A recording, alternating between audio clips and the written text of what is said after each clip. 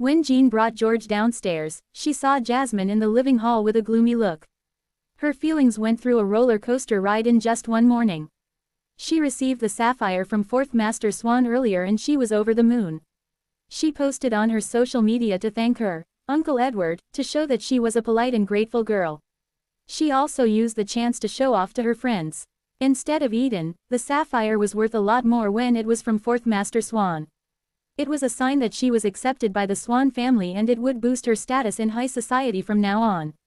To her surprise, while she was replying to all the praises and jealous comments, she suddenly saw something trending. Someone revealed that the sapphire was originally a gift for Jean from 4th Master Swan.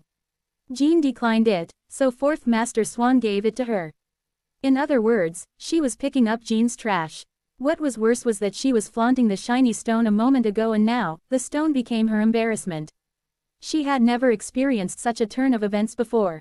The moment she looked up from her phone, she saw Jean. Her embarrassment made her think that Jean was mocking her with a faint smirk. However, Jean did not even spare a glance at her. She was just walking with George.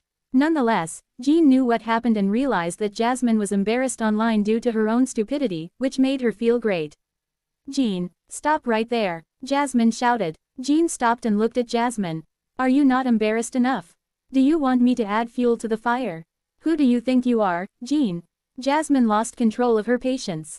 Jean's words were the last straw that broke the camel's back.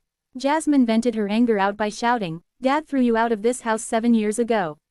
You're no longer a Lawrence. Do you think you're still the princess of the house? Do you think you're here because Dad wants you to come back? You're here because we're using you as a tool to exchange for more profits for the family. What exactly are you so proud of?" Jean stared at Jasmine blankly. Even George was staring at Jasmine with a less friendly gaze. The boy thought, as expected, everyone in the Lawrence family isn't a good person. "Is that so?" Jean barely reacted and did not want to care. The nonchalance on Jean's face fueled Jasmine's rage. She shouted at Jean, "You're back because Dad wants you to marry that prick from the Locke family, Thegis Locke. Everyone in the high society knows that he's a piece of sh*t. He's a playboy and he never does anything good. No girl will ever marry him. The reason why Dad agreed to this proposal is because the wedding will bring us a huge sum of funding. You're saying the wedding between Thegis and I is happening because our family is getting funds from the Locke family. It's for $30 million. Do you really think Dad cares about you or your happiness? What a big fat joke." Jasmine cackled. Jean curled her lips into a mocking smirk. She lifted her brows slightly and waited. At the next moment, a deafening shout echoed in the living hall. "Jasmine, what nonsense are you talking about?" It was Jonathan, the head of the family. Jasmine was deeply shaken by the shout. She turned around and saw her grandfather descending an escalator. While Jonathan was too ill to move around the house frequently, Alexander usually went out for a morning jog around this hour with Jennifer. That was why Jasmine lashed out at Jean without holding back. She was shaking as she stared at her grandfather. Jonathan wore a gloomy look. He never liked to smile, so when he got angry or serious, the look on his face was scarier than usual. Jasmine's legs turned to jelly. Before Jasmine could say a word, Jean's eyes suddenly got teary and she said, "Grandfather, I always thought you and Father summoned me back because you guys missed me. The wedding is happening because you want me to live the rest of my life without any worries and concerns. I was deeply grateful for that because I know I'm in no position to negotiate since I have a child. I really thank you and Father for arranging this for me. But now, I really didn't, I don't know." Her eyes got red and teary. She, too, knew how to act. Jean's sobbing and innocent look left Jasmine speechless. Jasmine stuttered, "And no, Grandfather, it's not like that, it's not what she said. Jean argued with Dad last night and she knew this was a business marriage, a marriage to bridge two companies together." "Enough," Jonathan bellowed. Jasmine was on the brink of breaking into tears. "What has your mother taught you all these years? Where are your manners and temperament?" Jonathan scolded her. Jasmine was under Jennifer's protection since she was young and as a mother, Jennifer protected her from all the scoldings. This was her first time being scolded and it broke her into tears. "Go back to your room. I don't want to see you out here in the next few days," Jonathan said with a commanding tone. Jasmine pursed her lips and tears rolled down her cheeks. She glared at Jean before she ran upstairs. Jean was left alone with Jonathan in the living hall. The two of them looked at each other in silence for a few moments. Jonathan then said, "Put your sobs away. I know what you're thinking. Jean put her pretentious look away and grinned. Grandfather, you still favor Jasmine, I see. Jonathan wore a cold look.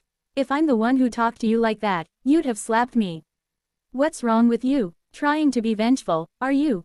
Jonathan bellowed. Jean chuckled. 7 years ago, when she came back from the Swan family after causing a scene, it was Jonathan's slap that welcomed her home. The slap was so strong that it almost made her deaf. It was impossible for her to forget that slap, even up until today. How could she not be vengeful? Or hold a grudge at her grandfather? She said, "You want me to come back, here I am. You want me to marry Thegis," I said yes. "But, if you want me to marry with such insults." Jonathan glared at Jean.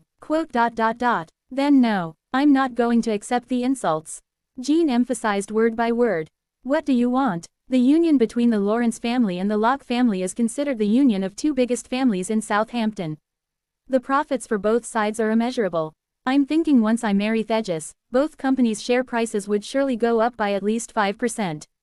Besides, Jasmine said the Locke family will give us 30 million, Jean said nonchalantly. The look on Jonathan's face became more bitter. We all know if Jasmine was telling the truth. I myself won't get anything, but I'm bringing a huge profit to the family, Jean said as she stared at Jonathan. She did not sound like she was begging the man to negotiate, but she sounded like she was stating a solid fact. I'm not asking for much. I just want 5% of the company's shares. Outrageous. You can continue dreaming about that. Jonathan declined without a second thought. Then, tell Jasmine to prepare for the wedding instead. Jean, have you learned your lesson from 7 years ago? Jonathan bellowed again. I actually did, that's why I know I can't rely on anyone other than myself. Think about it. If I don't get an answer from you tomorrow, I'll bring George out of this house, again. Jean then left with George without giving the man a chance to speak. Before she stepped out the door, she paused and turned around.